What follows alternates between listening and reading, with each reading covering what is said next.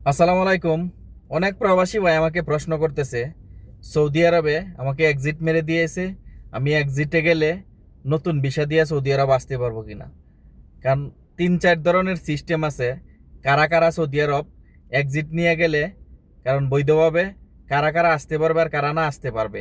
অবশ্যই আপনারা যারা ভিডিওটা দেখবেন শেয়ার করে দিবেন একজন আরেকজনকে জানার জন্য। কারণ সৌদি আরবে যাদের এক্সিট দেখা যায় কি কফিল, মানে এক যারা সমঝোতার ভিতরে আপুসের ভিতরে এক্সিট দিয়ে দিছে। কারণ আপনি 90 দিন সময় আছে, 60 দিন সময় আছে, যাদেরকে এক্সিট দিয়ে দিছে কফিল ফাইনাল এক্সিট, মানে দেশে যাওয়ার জন্য 2 মাস 90 দিন 60 দিন এরকম সময় যার কাছে আছে। এই সময়ের ভিত্তিতে যারা দেশে যাবে তারা আবার নতুন করে নতুন ভিসা দিয়ে সৌদি আরব আসতে পারবে। আর যাদের হরুপ আছে এবং কি এক্সিট দিয়ে দিয়েছে, এক্সিটের সময় পার হয়ে গেছে, পরে দেখা যায় কি আবার নতুন করে এক্সিট লাগাইছেন, তারা সৌদি আরবে নতুন করে আবার এক্সিট লাগাইলে আপনারা আসতে পারবেন না। যাদের হরুপ আছে তারা এক্সিট লাগাইলে সৌদি আরব কখনোই আসতে পারবেন না।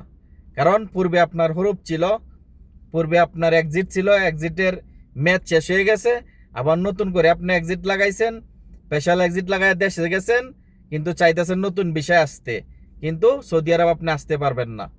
কারণ সৌদি আরবে আপনি অবৈধ ছিলেন।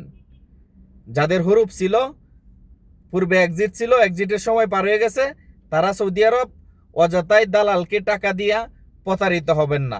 কারণ সৌদি আরবে আপনি ঢুকতে পারবেন না।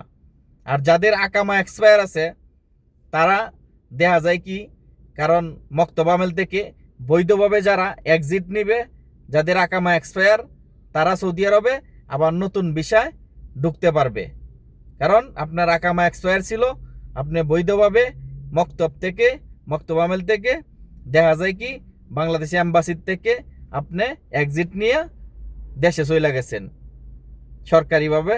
কারণ বৈধভাবে আপনি নতুন ভিসা দিয়া সৌদি আরবে ঢুকতে পারবেন, আর না হয় আপনি সৌদি আরব ঢুকতে পারবেন না। কারণ যারাই আপনারা সৌদি আরব ঢোকার চিন্তা করতেছেন, জেনে শুনে তারপরে সৌদি আরবে ঢুকবেন। কারণ যাদের পূর্বে হরুপ ছিল, এক্সিট ছিল, এক্সিটের মেয়াদ পার হয়ে গেছে, তারা অবশ্যই জেনে বুঝে তারপরে দালালকে টাকা দিবেন।